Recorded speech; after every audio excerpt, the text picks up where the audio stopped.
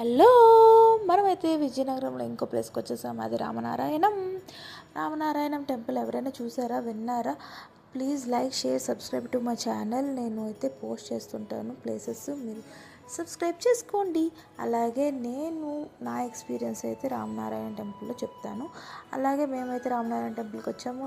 Entry ticket 60 rupees తీసుకున్నారు. అలాగే laser show ఉంటుంది. 6:30, 7:30, 8:30 3 షోస్ ఉంటాయి. 8:30 ఇస్ ద లాస్ట్ షో. 6:30 షోకి అయితే మేమైతే వచ్చామన్నమాట. అలాగే మేమైతే ఈ లోపలికి వచ్చాక నాకైతే నా ఎక్స్పీరియన్స్ నేను చెప్తున్నా. This is the beautiful place.